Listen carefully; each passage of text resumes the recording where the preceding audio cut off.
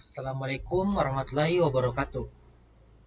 Perkenalkan, nama saya Muhammad Tako Tajudin dengan NIM S1 S1230010.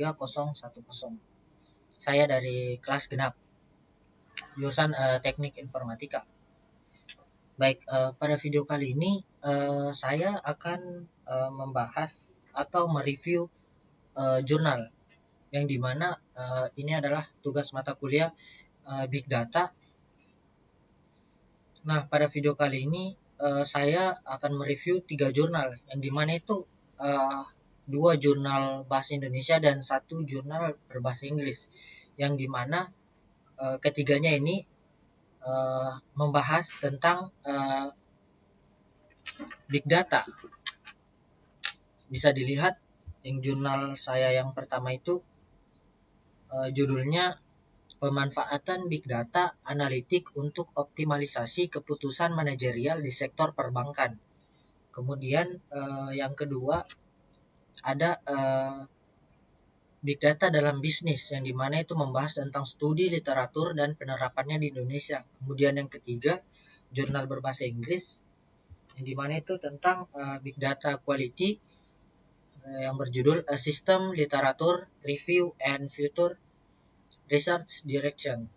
Nah, baik, yang pertama saya akan mereview tentang pemanfaatan Big Data Analitik untuk optimalisasi keputusan manajerial di sektor perbankan. Bisa dilihat ini adalah jurnalnya.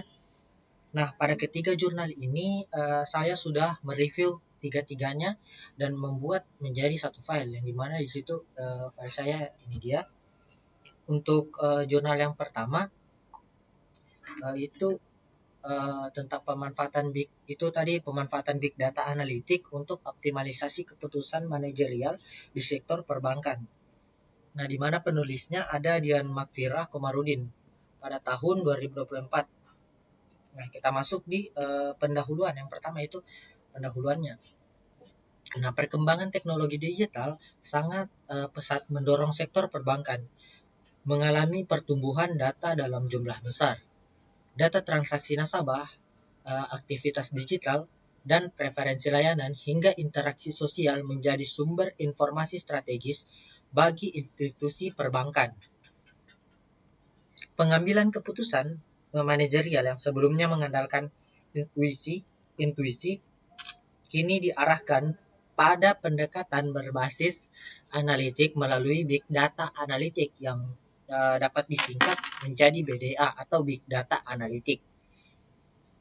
Jurnal ini membahas bagaimana BDA atau Big Data Analitik digunakan oleh bank-bank nasional di Indonesia untuk meningkatkan efektivitas analisis risiko kredit, mempercepat pengambilan keputusan, dan mengoptimalkan strategi pemasaran serta retensi nasabah. Nah, pada jurnal kali ini saya sudah membuat ringkasan isi jurnalnya itu di mana ada 3 aspek. Ringkasan isi jurnalnya itu yang pertama ada masuk di tujuan penelitiannya. Tujuan penelitiannya itu yang dimana penelitian ini bertujuan menganalisis sejauh mana sih big data dapat mengoptimalkan kualitas dan kecepatan pengambilan keputusan manajerial dalam sektor perbankan. Fokus pada penelitian ini itu ada 3 aspek utama, yang dimana ada analisis risiko kredit, kemudian strategi pemasaran dan retensi nasabah, kemudian perencanaan strategis bank. Kemudian masuk di metode penelitiannya. Nah, metode penelitian itu penelitian ini menggunakan metode kualitatif deskriptif dengan teknik pengumpulan data berupa yang pertama ada wawancara mendalam kepada 12 informan dari 3 bank nasional, di mana ada BRI, BCA, dan Mandiri. Kemudian observasi terhadap penggunaan dashboard BDA atau Big Data Analytic. Kemudian ada dokumentasi berupa laporan analitik, data internal bank, dan publikasi industri. Dan yang terakhir ada analisis data yang dilakukan menggunakan teknik analisis tematik untuk menemukan pola dan tema dari hasil wawancara serta dokumen pendukung. Nah, kemudian kita masuk di hasil penelitian. Mungkin sebelum masuk di hasil penelitian bisa dilihat dulu jurnal aslinya. di bagian hasil penelitiannya.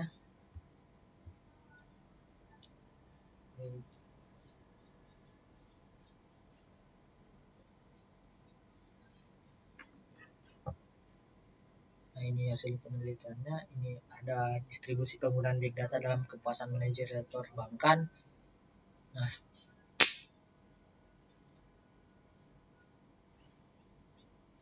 baik, dari jurnal ini untuk hasil penelitian yang saya dapat itu yang pertama ada analisis risiko kredit, di mana pada analisis risiko kredit ini saya mendapat 3 poin utama, yang dimana yang pertama BDA atau Big Data Analytic mampu menurunkan tingkat non-performing loan atau NPL hingga 18%. Kemudian waktu penilaian kredit berkurang drastis dari 6 hari menjadi 2 hari. Dan yang terakhir, algoritma machine learning seperti random forest dan XGBoost digunakan untuk memprediksi risiko kredit macet lebih dini. Kemudian yang kedua ada perencanaan strategis, yang dimana di sini juga saya mendapatkan 3 poin utama. Yang pertama, keputusan strategis yang sebelumnya memakan waktu 2 minggu kini dapat dibuat hanya dalam 3 hari. Kemudian bank menggunakan model simulasi atau makro ekonomi berbasis data real time untuk melihat dampak kebijakan moneter. Kemudian yang terakhir, laporan berbasis intuisi mulai tergantikan oleh laporan berbasis data. Dan yang ketiga ada pemasaran dan retensi nasabah. Di sini juga ada 3 poin utama, yang dimana yang pertama penerapan segmentasi mikro meningkat tingkat konversi pemasaran hingga 45%. Kemudian yang kedua, tingkat churn nasabah menurun dari 12% menjadi 7% dalam 1 semester. Kemudian BDA atau Big Data Analytic mendukung personalisasi layanan dan deteksi nasabah yang berisiko berpindah ke bank lain. Nah, kemudian di sini dari jurnal ini dapat dianalisis bahwa jurnal ini memberikan gambaran komprehensif mengenai peran Big Data Analytic atau BDA dalam mendukung pengambilan keputusan manajerial. Penelitian ini tidak hanya membahas aspek teknis, tetapi juga menggambarkan bagaimana BDA digunakan oleh manajer bank dalam proses bisnis sehari-hari. Kemudian kombinasi data kualitatif dan kuantitatif tadi dapat memperkuat hasil penelitian. Nilai lebih dari jurnal ini adalah fokusnya pada perspektif manajerial sehingga pembaca dapat memahami dampak nyata BDA atau Big Data Analytic ini terhadap organisasi. Nah, dari jurnal ini saya ada kelebihan serta kekurangannya. Yang pertama itu kelebihannya dulu. Kelebihan dari jurnal ini yang saya dapat itu yang pertama menggunakan data nyata dari 3 bank nasional besar tadi. Kemudian kombinasi metode kualitatif dan kuantitatif membuat hasil lebih kuat atau akurat. Kemudian menyajikan hasil konkret seperti peningkatan akurasi, prediksi dan percepatan keputusan. Kemudian yang keempat, fokus pada keputusan manajerial bukan aspek teknis. Dan yang terakhir ada referensi penelitian lengkap dan terbaru yang mendukung validitas penelitian. Nah, kemudian masuk di kekurangan jurnal ini sendiri. Kekurangannya itu yang pertama jumlah informan terbatas pada 12 orang hingga hasil kurang mewakili seluruh sektor perbankan. Nah, kenapa saya bilang kekurangan bisa dilihat pada jurnalnya itu dia tadi di sini cuma 12 informan penelitian, jadi dia ini hanya terbatas dari beberapa instansi bank tadi. Nah, jadi saya rasa masih kurang. Kemudian yang kedua, tidak ada pembahasan detail mengenai biaya implementasi BDA. Maksudnya tadi dia tidak membahas secara detail bagaimana biaya yang ada atau yang diimplementasikan Big Data Analytic ini atau BDA ini. Kemudian yang ketiga, penjelasan tentang algoritma analitik masih bersifat umum. Kemudian yang keempat, berfokus pada bank besar sehingga kurang relevan untuk bank mencegah menengah dan kecil. Kemudian yang terakhir, kekurangan dari jurnal ini itu tidak membahas dampak jangka panjang secara mendalam. Artinya belum uh, memikirkan ke depannya itu bagaimana. Nah, kemudian masuk di kesimpulan saya pada jurnal yang pertama ini, yang dimana kesimpulan dari hasil review yang saya dapat itu bahwa dari hasil analisis jurnal, saya dapat simpulkan bahwa BDA atau Big Data Analytics memberikan kontribusi besar terhadap peningkatan kualitas keputusan manajerial di sektor perbankan Indonesia. Nah, kemudian BDA atau Big Data Analytics ini membantu mempercepat proses pengambilan keputusan, meningkatkan akurasi analisis risiko, serta memperkuat strategi pemasaran dan retensi nasabah. Meskipun terdapat beberapa keterbatasan pada penelitian ini, jurnal ini saya rasa sangat relevan sebagai referensi dalam memahami implementasi BDA atau Big Data Analytics pada institusi keuangan modern seperti yang sekarang ini.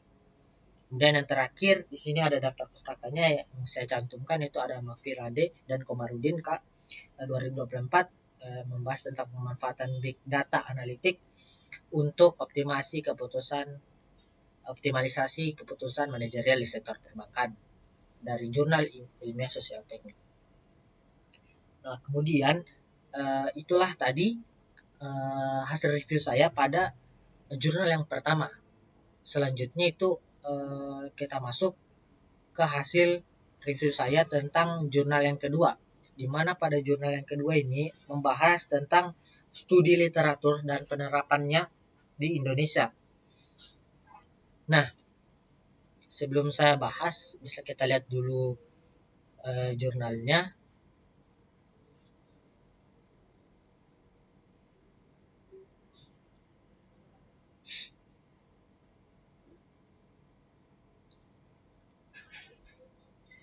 Di sini ada kerangka konsepnya, penerapan di big data ini dalam bisnisnya. Kemudian metodenya, hasil dan pembahasannya. Nah, dari jurnal ini saya juga telah mereview bahwa big data dalam bisnis, studi literatur dan penerapannya di Indonesia. Nah, penulisnya itu ada Muhammad Masri Sari dan Refgiuvi Patria Afrianto. Nah, kita masuk di pendahuluan dulu. Pendahuluannya itu perkembangan teknologi digital telah menyebabkan peningkatan jumlah data secara eksponensial, baik dalam skala nasional maupun global. Dalam konteks bisnis di Indonesia, data tidak lagi hanya menjadi hasil sampingan operasional, tetapi sudah menjadi aset strategis yang memiliki nilai ekonomi penting. Big data muncul sebagai teknologi yang mampu mengolah data dalam volume besar, kecepatan tinggi, serta berasal dari sumber berbeda seperti transaksi penjualan, aktivitas digital konsumen, dan sensor IoT hingga interaksi media sosial. Jurnal ini menyajikan pembahasan mengenai bagaimana big data diimplementasikan dalam berbagai sektor bisnis di Indonesia melalui pendekatan literatur. Penelitian ini penting mengingat banyak pelaku bisnis terutama UMKM dan industri lokal yang belum memahami sepenuhnya potensi dari big data untuk meningkatkan keputusan bisnis, efisiensi operasional, serta daya saing di era digital. Kemudian masuk di isi dari jurnal ini, yang dimana itu yang pertama ada tujuan penelitian. Tujuan utama dari penelitian ini itu ada 4 poin, yang dimana yang pertama mengkaji penerapan big data dalam berbagai sektor bisnis di Indonesia. Yang kedua, mengidentifikasi manfaat dan peluang yang dapat diperoleh bisnis dalam menggunakan big data. Yang ketiga, menguraikan tantangan dan hambatan yang masih dihadapi pelaku bisnis dalam mengimplementasikan teknologi big data. Kemudian yang keempat atau yang terakhir, memberikan gambaran umum mengenai perkembangan big data berdasarkan hasil studi literatur terbaru. Nah, penelitian ini bermaksud menunjukkan bahwa big data bukan hanya tren teknologi, melainkan alat yang dapat meningkatkan efektivitas pengambilan keputusan dalam bisnis. Kemudian masuk di metode penelitian. Metode penelitiannya itu di sini ada 5 poin. Yang pertama ada metodologi, yang digunakan adalah studi literatur sistematis atau systematic literatur review dengan cara mengumpulkan 7 artikel penelitian terbaru dari periode 2022 sampai 2025. Artikel dipilih berdasarkan relevansi dengan penerapan big data dalam bisnis di Indonesia. Kemudian penulis menganalisis, membandingkan, dan menyimpulkan hasil dari setiap artikel ini sendiri. Kemudian yang terakhir ada data diorganisasikan ke dalam tabel untuk memudahkan identifikasi tema, manfaat, dan tantangan. Bisa dilihat.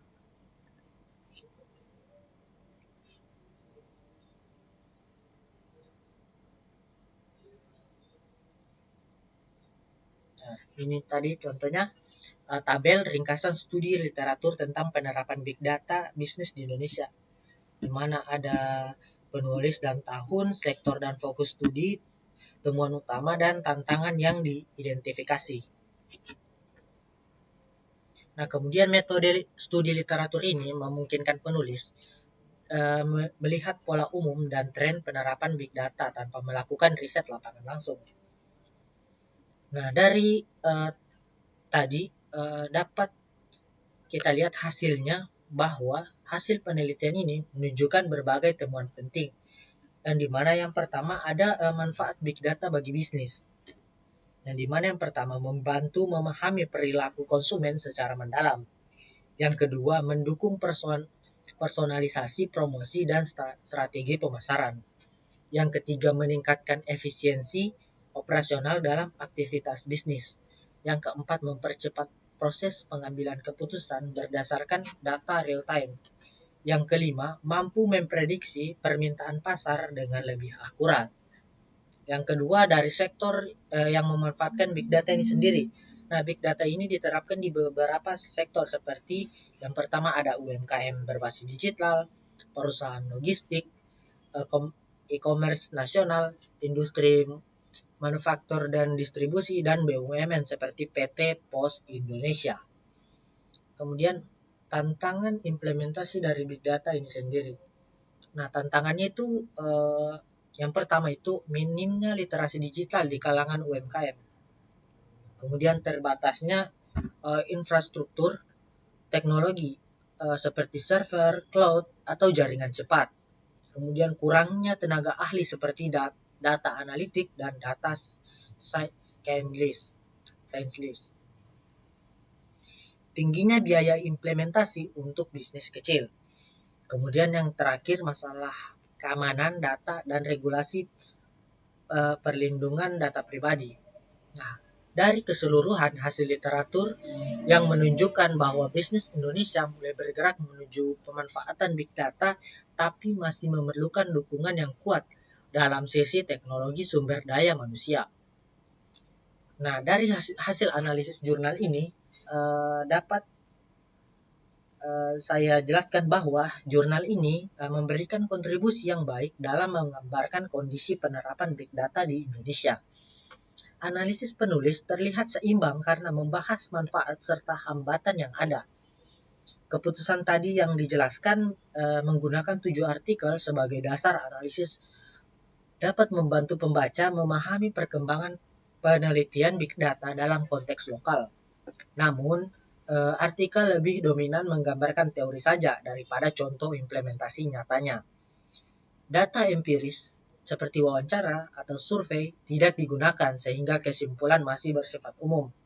Meskipun demikian, untuk kategori studi literatur, jurnal ini saya rasa cukup berhasil memberikan gambaran yang menyeluruh mengenai bagaimana big data berdampak pada operasional bisnis khususnya yang ada di Indonesia. struktur jurnal juga tersusun rapi dan mudah dipahami. Penjelasan bagaimana konsep big data juga dituliskan dengan bahasa yang sederhana sehingga dapat dipahami pembaca yang belum memiliki dasar teknis yang kuat. Nah, kemudian kelebihan jurnal yang pertama relevan dengan situasi bisnis Indonesia saat ini, terutama terkait digitalisasi UMKM dan transformasi digital nasional. Kemudian yang kedua, menggunakan sumber literatur terbaru sehingga analisis lebih akurat terhadap kondisi terkini. Kemudian pembahasan sistematis terbaru sehingga analisis lebih akurat terhadap kondisi terkini. Kemudian pembahasan sistematis mulai dari konsep dasar hingga implikasi praktis. Kemudian membandingkan beberapa penelitian sehingga pembaca memperoleh gambaran luas mengenai aplikasi big data. Kemudian ada tabel ringkasan artikel yang tadi saya tampilkan, yang dimana itu membuat informasi lebih mudah dipahami dan bisa dibandingkan. Nah, kemudian masuk di kekurangan jurnal ini sendiri. Kekurangan jurnal ini sendiri itu yang pertama, hanya menggunakan 7 sumber. Jadi jumlah yang cukup sedikit untuk studi literatur sistematis. Kemudian yang kedua, tidak ada data primer seperti wawancara atau kuesioner, dan di mana data ini mungkin memperkuat. Nah, sehingga saya katakan hasilnya ini masih kurang secara empiris. Kemudian kurang menyertakan contoh studi kasus nyata seperti implementasi big data pada UMKM tertentu. Kemudian tidak menjelaskan secara lebih teknis jenis alat atau teknologi big data yang digunakan oleh bisnis Indonesia ini. Kemudian yang terakhir, pembahasan masih bersifat umum dan belum menggali lebih dalam aspek ekonomi, infrastruktur, dan analitik tingkat lanjut. Kemudian dari jurnal ini saya bisa simpulkan bahwa jurnal ini bersifat memberikan gambaran komprehensif mengenai peran big data dalam dunia bisnis di Indonesia. Big data terbukti memberikan banyak manfaat seperti peningkatan efisiensi operasional, pemahaman perilaku konsumen, dan pengambilan keputusan lebih cepat.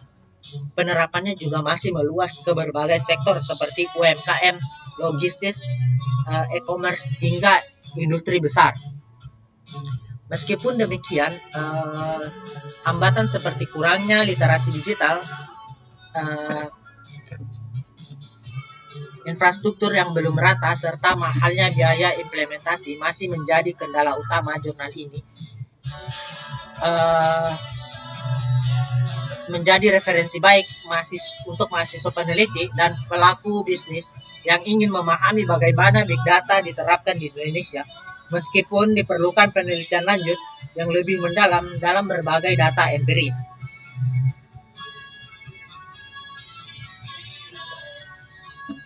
Nah, kemudian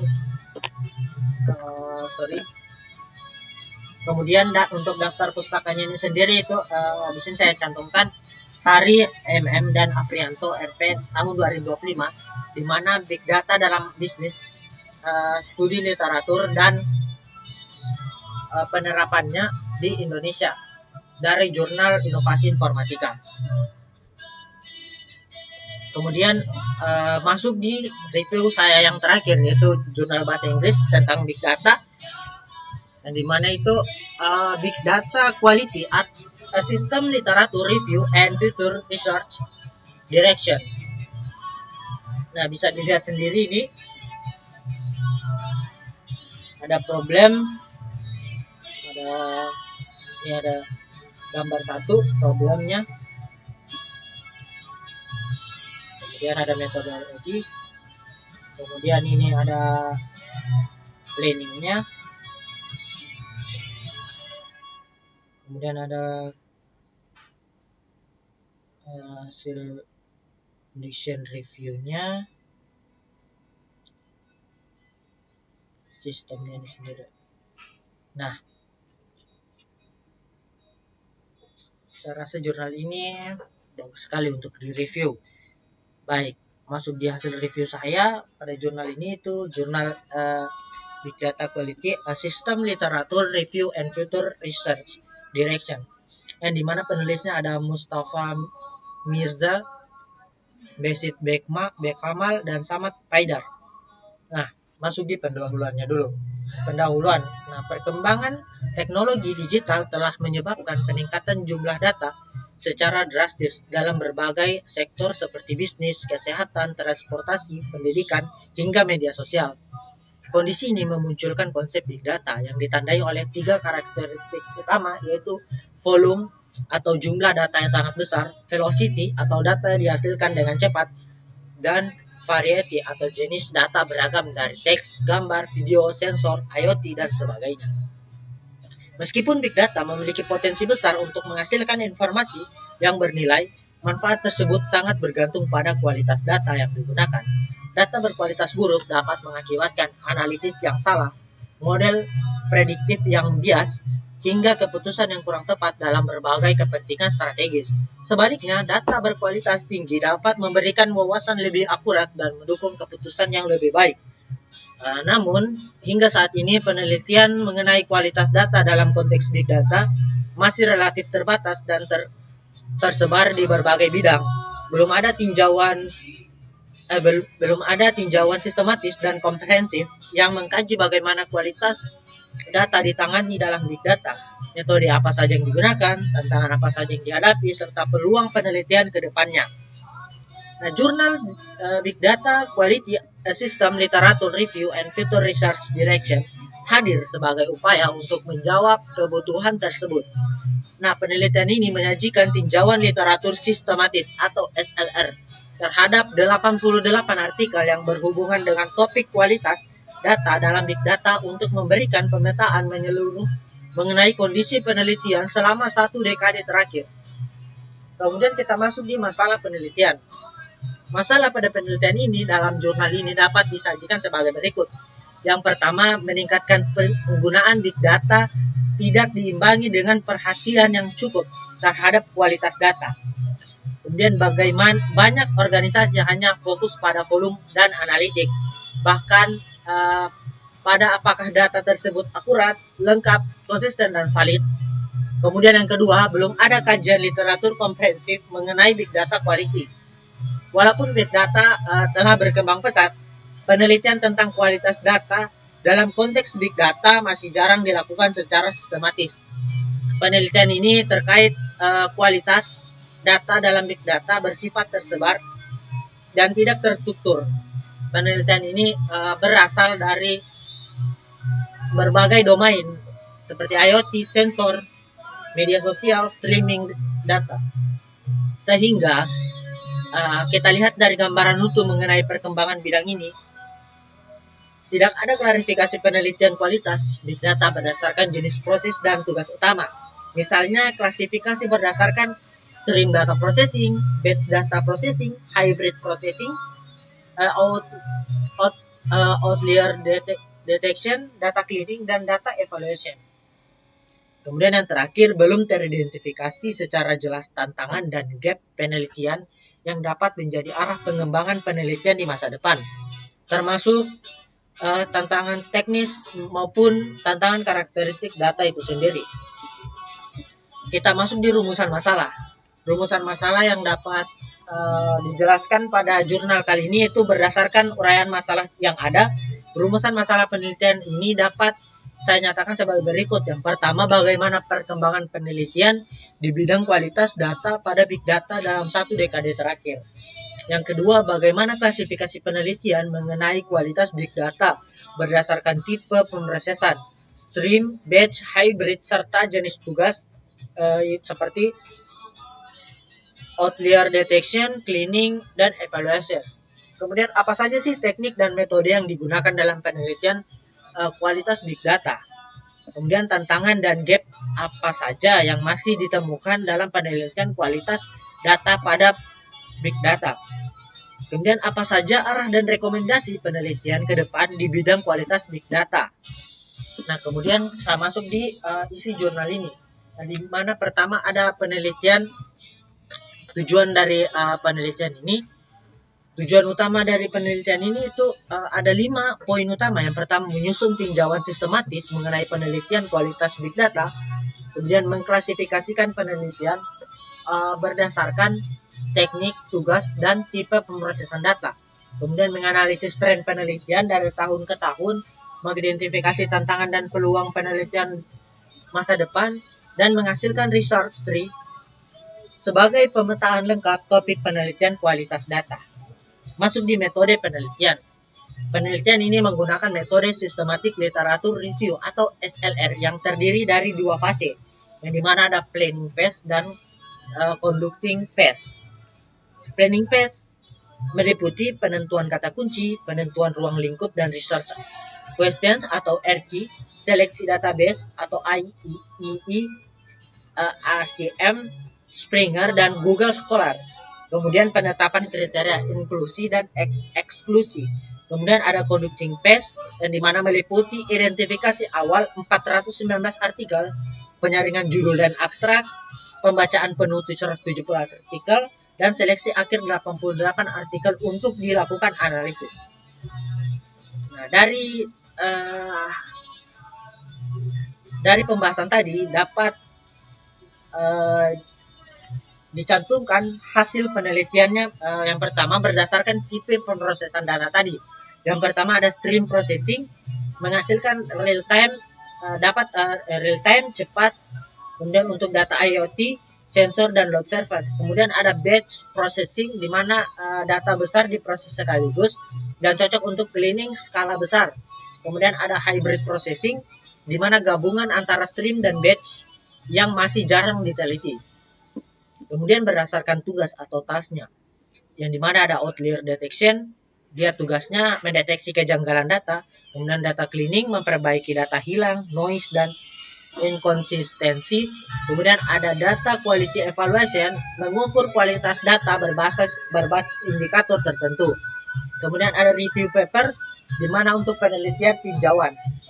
Kemudian berdasarkan tekniknya, teknik yang digunakan pada jurnal kali ini itu ada 5. Ada 5. Yang pertama ada machine learning, kemudian distance based method, statistical models, rule based methods, dan schema based evaluation. Nah, kemudian berdasarkan statistik penelitian, yang dimana publikasi meningkat sejak 2013. Kemudian bidang paling aktif yang ada itu IoT, sensor network, dan media sosial. Kemudian yang negara yang paling produktif yaitu Amerika Serikat, China, Italia, dan Iran.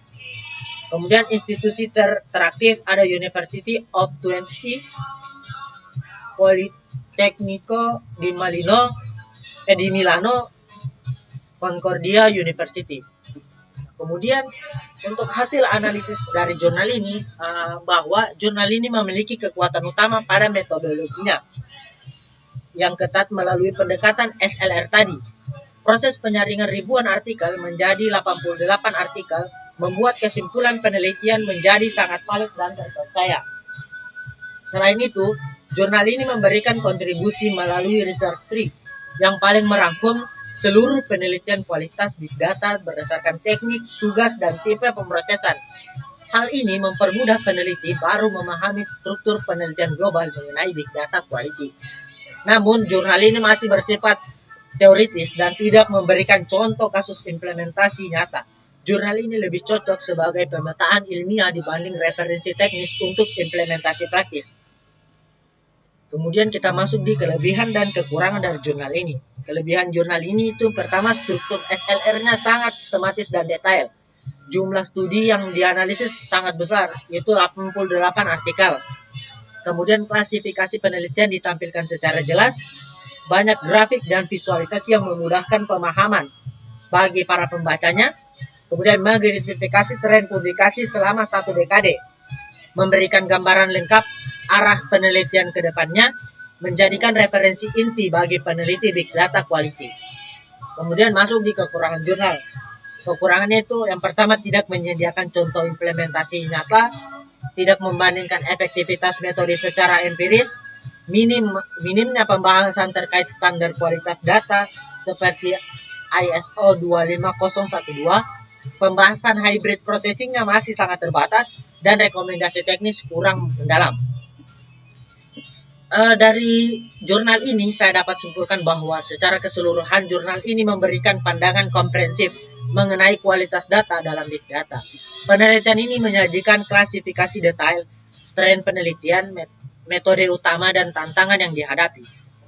Kontribusi terbesar dalam jurnal ini adalah memberikan peta penelitian yang lengkap melalui research tree, sehingga membantu banyak peneliti memahami arah penelitian kualitas dalam data dalam big data. Meskipun masih bersifat teoritis, jurnal ini terasa sangat bermanfaat sebagai pijakan awal kita untuk penelitian lanjutan dalam bidang big data quality. Kemudian yang terakhir di sini daftar pustaka yang saya cantumkan itu ada Mirzai M, B, Kamal B, dan Haider S pada tahun 2019, Big Data Quality, System Literature Review and Future Research Direction. Nah, mungkin itu saja penjelasan saya mengenai review jurnal tentang Big Data ini sendiri. Lebih dan kurangnya mohon dimaafkan. Akhir kata saya ucapkan, billahi taufiq wal hidayah. Wassalamualaikum warahmatullahi wabarakatuh. Terima kasih.